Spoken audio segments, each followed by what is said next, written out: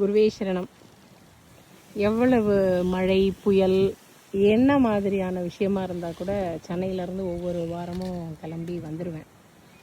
ஆனால் தவிர்க்க முடியாத சில மருத்துவ காரணங்களால் ஒரு 2 வாரமாக என்னோடய உலகத்துக்கு என்னால் வர முடியாத ஒரு சூழல். நேற்று எப்படியாவது வந்துடணும் அப்படிங்கிற இதில் பிளான் பண்ணி இன்றைக்கி காலையில் கிளம்பி வந்துட்டேன். வந்து இங்கே எல்லாரையும் பார்த்த பிறகு தான் மனசுக்கு ஒரு சந்தோஷமாகவும் லேசாகவும் ஒரு ஆனந்தமாகவும் இருக்குது. ஆக 2 வாரத்துக்கு பிறகு பண்ணைக்கு அப்படிங்கிறது ஒரு அழுகை கலந்த ஆனந்தமாக இருக்குது. பார்ப்போம் இன்றைக்கி என்னென்ன வேலைகள் முடிக்க முடியுதோ முடிச்சுட்டு கிளம்பலாம் அப்படின்ட்டு. இன்றைக்கி வெதர் ரொம்ப ப்ளசண்ட்டாக இருக்குது.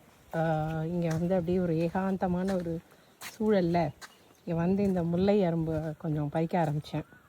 அதுவே இந்த 2 வாரத்தோட ஒரு ஸ்ட்ரெஸ்ஸு, இந்த இடத்த நான் மிஸ் பண்ணதனோட ஒரு வலி, இது எல்லாத்தையும் கொஞ்சம் மறக்கடிச்சிட்டு ஒரு ஆனந்தமாக அந்த குருவி சத்தத்தில் இன்றைக்கி இங்கே இருக்கிறேங்கிறதே எனக்கு அவ்வளோ சந்தோஷமாக இருக்குது.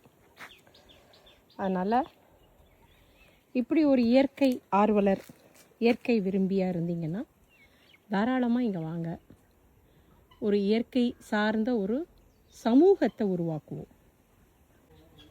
விதவிதமான பூக்கள் அப்படிங்கிறது ஒரு ஆரோக்கியமான சூழல். அப்போது நமக்கு வேணுங்கிற பூக்களும் கிடைக்குது, தேனீக்களும் நிறைய வருது.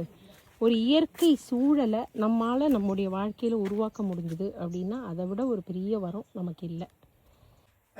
உத்தாதன மகரிஷி சமேத ஜேஷ்டா தேவி நின்றாள் சரணம் சரணம் சரணம்.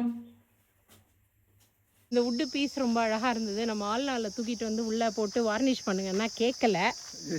நம்ம மணி இதை அப்படியே பாருங்கள், சூப்பர்மேன் மாதிரி தூக்கிட்டு வர்றாரு.